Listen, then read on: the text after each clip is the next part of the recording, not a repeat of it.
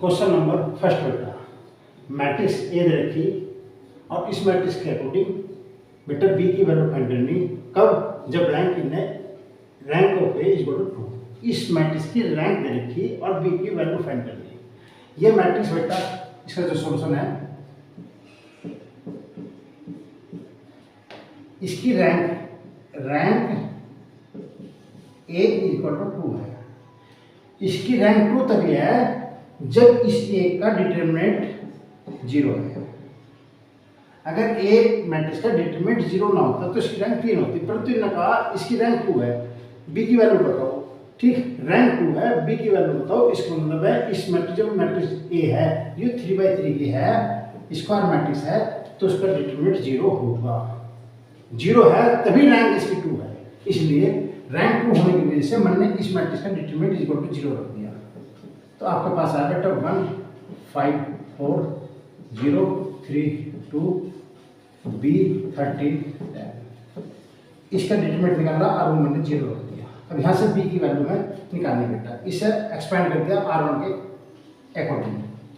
R1 1 लिया, ये रो और ये कॉलम छोड़ दिया बेटा। इसकी मल्टीप्लाइज में 30, इसकी मल्टीप्लाइज में माइनस के 26 माइनस 5, ये रो छोड़, ये कॉलम छोड़ दिया, ये रो छोड़ दी। इसकी मल्टीप्लाइज में 0, इसकी मल्टीप्लाइज में माइनस के 2 प्लस के 4। इस एलिमेंट के अकॉर्डिंग इस रो को छोड़ दिया, इस कॉलम को छोड़ दिया, इसकी मल्टीप्लाइज में 0 माइनस के 3 इज इक्वल टू 0। R1 के अकॉर्डिंग इसे बेटा मैंने एक्सपेंड कर दिया। ये 4 minus minus plus 10b minus के 12 इज इक्वल टू 0। तो 4 माइनस के 2b इज इक्वल टू 0। तो आपके पास 4 इज इक्वल टू 2b, तो b का जो मान आया 2 है। ये मैट्रिक्स दी हुई थी, इस मैट्रिक्स के अकॉर्डिंग रैंक बेटा 2 बता दी ना पहले। जब रैंक 2 है तो a का डिटरमिनेंट 0 है, मैंने a का डिटरमिनेंट 0 रख दिया, तो b की वैल्यू मेरे पास 2 निकल कर आई। इसलिए इसका ऑप्शन बेटा ये करेक्ट है, बी ऑप्शन। अब इसके अकॉर्डिंग बेटा क्वेश्चन नंबर 2, ये क्वेश्चन 2 दे रखा बेटा, इसकी रैंक फाइंड कर ली। रैंक क्या है बेटा? हम जो है इस क्वेश्चन को 2 तरह से निकाल सकते हैं। ये तो मैं इसकी सब मैट्रिक्स निकालूँ, ठीक, तब ये क्वेश्चन होगा, परंतु उसके अकॉर्डिंग भी मुझे बेटा इसे इकोलॉन फॉर्म के अकॉर्डिंग सोल्व करना ज़्यादा अच्छा लगा। इकोलॉन फॉर्म का मतलब है कि फर्स्ट रो का फर्स्ट एलिमेंट के नीचे 0 बनाऊँ इस एलिमेंट की हेल्प से। अब फिर जो यहाँ नया एलिमेंट बनता है उसकी हेल्प से फिर नीचे 0 बनाओ। उसके बाद नॉन जीरो रो देखते हैं, जितनी नॉन जीरो रो होगी वो इसकी रैंक कहलाएगी। अब इस मैट्रिक्स के बेटा मैंने आपके पास ऑपरेशन लगा R2 माइनस के R1 row operation, elementary row operation, और R3 माइनस के 3R1। ये R1 है, इसका फर्स्ट रो का फर्स्ट एलिमेंट बनना है, इसे 0 बनाना, तो इस रो में से ये रो मैंने घटा दी, R2 माइनस R1 कर दिया, ठीक, और R2 के प्लेस पे लिख दिया। फिर इसमें 3 की मल्टीप्लाई करें, इसमें सब्ट्रैक्ट कर दिया R3 से और R3 के प्लेस पे लिख दिया बेटा। कब? फर्स्ट रो के फर्स्ट एलिमेंट के नीचे 0 बनाना था इकोलॉन फॉर्म के अकॉर्डिंग। तो 1 1 1 माइनस 1 0 2 माइनस 1 1 3 माइनस 1 2 4 माइनस 1 5। इसके बाद इसमें 3 की मल्टीप्लाई करी और इसमें सब्ट्रैक्ट कर दिया, ये 0 हो गया। 4 में से 3 गया 1, 5 में से 3 गए 2 2 माइनस 3 5। फर्स्ट रो के फर्स्ट एलिमेंट के नीचे 0 बना दिया। अब इसके बाद सेकंड रो का सेकंड एलिमेंट क्या है? पहले इस एलिमेंट को चूज करा, इसके नीचे सारा 0 बनाया, इसके बाद इसके नीचे 0 बना लो। तो आपके पास R3 माइनस के R3, ये 0 बना बैठना। अब आपके पास 1 0 0 1 1 माइनस 1 1 2 5, ये भी 0, ये भी 0 और ये भी 0। तो बेटा फर्स्ट रो के फर्स्ट एलिमेंट के नीचे 0 बनाया, सेकंड रो के सेकंड एलिमेंट के नीचे 0 बनाया। तो आपके पास मैंने आपको बताया था कि नंबर ऑफ नॉन जीरो रो, इस मैट्रिक्स के अंदर 3 रो हैं, 2 रो नॉन जीरो है, 1 रो जीरो, और 0 रो मैंने उसे बताया था जिस रो के सभी एलिमेंट 0 हो जाए। इस रो के थर्ड जो रो है इसका ये भी जीरो, ये भी जीरो, ये भी जीरो, ये भी जीरो, इस रो का एक यार पूरी रो जीरो है। 3 रो थी, एक रो जीरो चली गई, तो इसका मतलब है 3 माइनस 2। 3 रो थी, एक रो कैंसिल होगी, जीरो चली गई, तो आपके पास कितना घटा 2 है। 3 रो में से एक रो जो जीरो थी उसे मैंने घटा दिया, तो आपके पास 2 प्राप्त हुआ। तो नॉन जीरो रो है वो 2 है, तो इसका मतलब है इसकी जो रैंक है, rank A equal to A matrix की जो रैंक है वो आपके पास 2 है। इकोनॉम फॉर्म के अकॉर्डिंग मैंने इसकी रैंक निकालनी और आपके पास रैंक कितनी प्राप्त हुई बेटा? 2 प्राप्त हुई। क्वेश्चन नंबर 3 बेटा, एक मैट्रिक्स दे रखी कि आपके पास है 2/4, 2 रो 4 कॉलम है। इस मैट्रिक्स की मुझे रैंक निकालनी है। रैंक निकालने के 2 प्रोसीजर है। एक तो बेटा मैं सीधे इकोनॉम फॉर्म से निकालूंगा, परंतु इकोनॉम फॉर्म से निकाल कर मैं इस क्वेश्चन को बेटा सब मैट्रिक्स के थ्रू करूँगा, क्योंकि इसके अकॉर्डिंग मुझे क्वेश्चन एक्सप्लेन करना जो क्वेश्चन नंबर 4 है। मैंने कहा था सब मैट्रिक्स निकालने के लिए उसमें से कुछ रो और कुछ कॉलम छोड़ देते हैं, और जो मैट्रिक्स बची उसे हम सब मैट्रिक्स कहते हैं। तो इसमें से मैंने क्या लिया बेटा, एक मैट्रिक्स बी ले ली। इसमें मैंने क्या करा, 2 रो 4 कॉलम थे, मैंने आपके पास कुछ भी सब मैट्रिक्स ले ली। मैंने 2 4 3 5 ले लिया, ये मैट्रिक्स ले ली। ये 2 रो ले ली, 2 कॉलम ले ली, एक कॉलम ये, एक कॉलम ले, चाहिए ले लो, चाहिए ले लो, इससे कोई फर्क नहीं पड़ता। अब ये जो मैंने सब मैट्रिक्स ली, मैं इसका डिटरमिनेंट निकालता हूँ, इसका डिटरमिनेंट निकालता हूँ। तो इसका डिटरमिनेंट बेटा 5 × 10 माइनस के बाद इज इक्वल टू माइनस के 2, यानी कि नॉट इक्वल टू। अगर यह मैट्रिक्स स्क्वायर मैट्रिक्स थी तो मैं उसके माइनर निकालता, और जब यह बेटा आपके पास स्क्वायर मैट्रिक्स नहीं, नॉन स्क्वायर मैट्रिक्स है, तो हम उसकी सब मैट्रिक्स निकालते हैं। स्क्वायर में माइनर होता है और नॉन में आपके पास सब मैट्रिक्स लिख सकते हैं। तो यह नॉन स्क्वायर मैट्रिक्स थी, इसलिए मैंने इसे सब मैट्रिक्स कहा। ये आपके पास सब मैट्रिक्स, सब मैट्रिक्स। इस सब मैट्रिक्स की मैंने रैंक डिटरमिनेंट निकाला और वो नॉट इक्वल टू 0 आया। इसका मतलब है जब सब मैट्रिक्स भी वो नॉट इक्वल टू 0 है, तो इसकी जो रैंक है वो आपके पास 2 है। Rank of B is equal to sub matrix की जो रैंक प्राप्त हुई, बी सब मैट्रिक्स थी उसकी रैंक 2 प्राप्त हुई, तो rank of A is equal to rank क्या होगी बेटा, रैंक ऑफ ए, इस मैट्रिक्स की जो रैंक है वह 2 प्राप्त होगी। ये इसका आंसर करेक्ट है। अगर हम इकोनॉम फॉर्म के अकॉर्डिंग निकालना चाहते हैं तो इस एलिमेंट के थ्रू ये तो 0 हो जाएगा और ये एलिमेंट 0 नहीं होंगे, इसलिए ये मैट्रिक्स ये रो है दोनों नॉन जीरो रो प्राप्त होगी, इसलिए इसकी रैंक जो है बेटा 2 प्राप्त होगी। यो इकोनॉम फॉर्म के रूप में एक्सप्लेन करा, ये मैंने सब मैट्रिक्स के थ्रू एक्सप्लेन करा। अब देखो यस बी सब मैट्रिक्स है, ए मैट्रिक्स की रैंक ऑफ मैट्रिक्स है, रैंक ऑफ सब मैट्रिक्स होगी।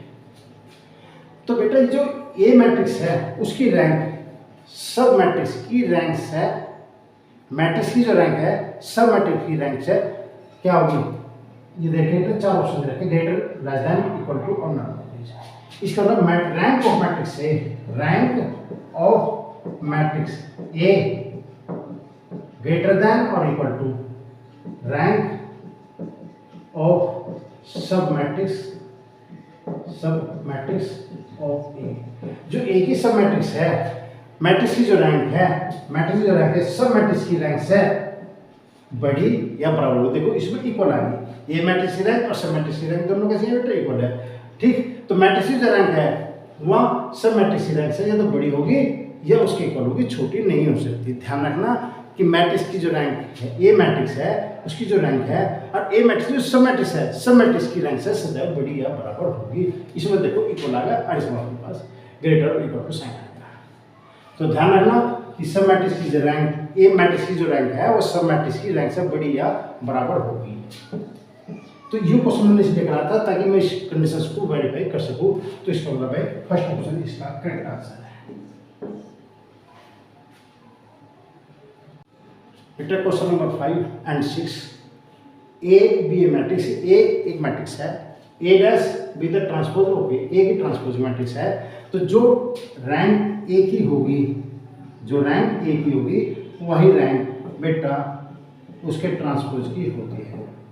तो ए की रैंक और ए की रैंक और उसके ट्रांसपोज की जो रैंक है दोनों इक्वल होती है।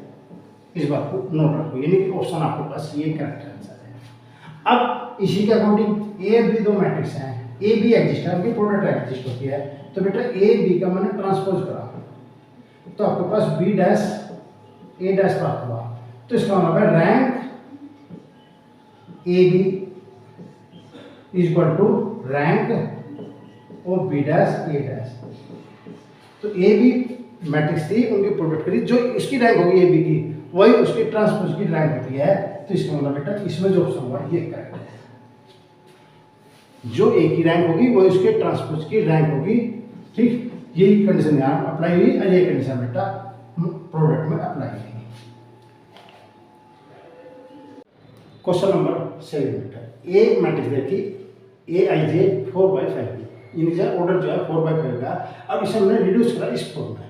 ये जो फॉर्म है I3 0 0 0, ये जीरो मैट्रिक्स, ये जीरो मैट्रिक्स, ये जीरो मैट्रिक्स। I3 का मतलब है आइडेंटिटी मैट्रिक्स, और ये नॉर्मल फॉर्म कहलाती है। क्या कहलाती है बेटे? नॉर्मल फॉर्म कहलाती है। तो नॉर्मल फॉर्म जब यह है, यह मैट्रिक्स इस फॉर्म में कन्वर्ट रही, तो नॉर्मल फॉर्म के अकॉर्डिंग इस मैट्रिक्स की जो रैंक है वो रैंक आपके पास बेटा 3 प्राप्त हुई, क्योंकि 3/3 आइडेंटिटी प्राप्त हुई। जो मैट्रिक्स इस फॉर्म में कन्वर्ट हो जाती है तो जितने बाई जितने की आइडेंटिटी बनती है उसकी रैंक रहती है। तो मैट्रिक्स जो बनी है 3/3 की बनी, I3 का मतलब है 3/3 की आइडेंटिटी मैट्रिक्स, तो उसकी रैंक बेटा 3 है। तो इसमें थर्ड ऑप्शन करेक्ट आंसर है। तो मैट्रिक्स दे रखी, उसे नॉर्मल फॉर्म में कन्वर्ट करा, ठीक, और नॉर्मल फॉर्म के अकॉर्डिंग इस मैट्रिक्स की जो रैंक आई वह बेटा 3 आई। क्वेश्चन नंबर 8 बेटा एक मैट्रिक्स दे रखी ए, इसकी मुझे रैंक ज्ञात करनी है। इसी क्वेश्चन के ऊपर क्वेश्चन नंबर 9 और क्वेश्चन नंबर 10 डिफाइन हो रही है। इसलिए मैं इसको क्वेश्चन के अकॉर्डिंग पहले इसकी रैंक निकालनी। बेटा ए मैट्रिक्स जो दे रखी, ए मैट्रिक्स आपके पास है 1 2 1 -1 0 2 और 2 1 -3। इसकी रैंक बेटा में इकोलॉन फॉर्म के अकॉर्डिंग निकालना। इकोलॉन फॉर्म का मतलब है कि आपके पास फर्स्ट रो के नीचे सभी एलिमेंटों की वैल्यू 0 होगी। तो आपके पास बेटा R2 प्लस R1 और R3 माइनस के 2 R4 1 2 1, इसमें जोड़ा 0, ये बेटा 2 और ये 3 होगा। इसमें 2 को मल्टीप्लाई करके घटा 0, इसमें 2 को मल्टीप्लाई करके घटा -3, इसमें 2 को मल्टीप्लाई करके घटा -5। ठीक, अब फर्स्ट रो के फर्स्ट एलिमेंट के नीचे 0 बनेगा। अब सेकंड रो के सेकंड एलिमेंट के नीचे 0 बनाओ। तो बेटा R3 प्लस 2 से भाग दिया, 3 की मल्टीप्लाई करी R2। तो आपके पास बेटा 1 2 1 0 2 3 0 0 माइनस के 5 प्लस के 3 इंटू 3/2, तो -10 प्लस 9 अपॉन 2, तो बेटा माइनस के 1/2 है। R3 में 2 की मल्टीप्लाई कर दी, R3 में 2 की मल्टीप्लाई करी, तो ये मैट्रिक्स 1 2 1 0 2 3 0 0 -1। तो ये 3 रो थी बेटा, इसमें 3 रो थी, 3/3 की मैट्रिक्स थी, 3/3 की मैट्रिक्स थी, और इसकी 3 रो में 3 रो नॉन जीरो है बाई इकोलॉन फॉर्म, इकोलॉन फॉर्म के अकॉर्डिंग। तो बेटा इसकी जो रैंक है वो 3 प्राप्त हुई है, क्योंकि 3 रो है, तीनों नॉन जीरो रो है। अगर ये एलिमेंट 0 हो जाता तो रैंक 2 हो जाती, क्योंकि एक रो 0 हो जाती है। जब यह मैट्रिक्स जो प्राप्त हुई ये 3/3 हो गया, और ये साइन इक्विवेलेंट का साइन है। तो इसका तात्पर्य ए और बी दो मैट्रिक्स है आर इक्विवेलेंट। एक मैट्रिक्स यह है और इस मैट्रिक्स को मैंने बी का नाम दे दिया। किसका नाम दिया मैंने? बी का नाम दिया। इसके अकॉर्डिंग इसकी रैंक 3 आई, तो इसकी भी रैंक 3 है और इसकी भी रैंक 3 है। निकालिए हमने या बताइए, तो इसका मतलब ये मैट्रिक्स ए होगी, ये मैट्रिक्स बी होगी। तो ए और बी दो इक्विवेलेंट मैट्रिक्स है। अगर ए बी और इक्विवेलेंट मैट्रिक्स है तो ए की रैंक और ए बी की रैंक दोनों की रैंक इक्वल होगी, यानी कि इसके अकॉर्डिंग ये ऑप्शन बिल्कुल सही है। ये मैट्रिक्स ए है, इसके अकॉर्डिंग मैंने इक्विवेलेंट फॉर्म लगाई, ये रैंक बी प्राप्त हुई। इसकी रैंक भी 3 है, इसकी रैंक भी 3 है। तो ए और बी दो इक्विवेलेंट मैट्रिक्स है तो उसकी रैंक दोनों इक्वल होती है। अब दूसरी लैंग्वेज में इसे फिर क्या कहते हैं, ए और B same size same rank, same size और सेम रैंक है, इनके साइज भी 3/3 का है, साइज 3/3 का है, ये 3/3 का साइज, ये 3/3 से दोनों की रैंक इक्वल है। तो इसका मतलब में दोनों मैट्रिक्स है ए और बी दो मैट्रिक्स होगी, वे दोनों इक्विवेलेंट मैट्रिक्स होगी। तो ए बी इक्विवेलेंट मैट्रिक्स है तो इसका ऑप्शन सी ये करेक्ट ऑप्शन है। जब दो मैट्रिक्स हैं सेम साइज का मतलब है उनका ऑर्डर सेम होना चाहिए, सेम रैंक है, उनकी रैंक सेम होनी चाहिए, तो दोनों मैट्रिक्स इक्विवेलेंट मैट्रिक्स है। और एक प्रॉपर्टी क्वेश्चन नंबर 11 के रूप में मैं अपनी तरफ से बता रहा हूं। इसका मतलब है जब दो मैट्रिक्स इक्विवेलेंट हैं तो वे रिफ्लेक्सिव भी होंगे, सिमेट्रिक भी होंगे और ट्रांजिटिव भी होंगे। ट्रांजिटिव अगर दो मैट्रिक्स ए और बी है, सेम साइज है, सेम रैंक है, तो बेटा वे रिफ्लेक्सिव भी हैं, सिमेट्रिक भी हैं और ट्रांजिटिव भी है, तब हम उन्हें इक्विवेलेंट मैट्रिक्स कहते हैं। इक्विवेलेंट है तो रिफ्लेक्सिव भी होगी, सिमेट्रिक भी होगी और ट्रांजिटिव भी होगी। तो ये क्वेश्चंस मतलब अपनी तरफ से आपको एक्स्ट्रा बताया कि अगर दो matrix same size same rank है तो वे बेटा इक्विवेलेंट है तो रिफ्लेक्सिव भी होगी, सिमेट्रिक भी होगी और ट्रांजिटिव भी होगी। ये क्वेश्चन नंबर 11 के रूप में मैंने आपको बता दिया।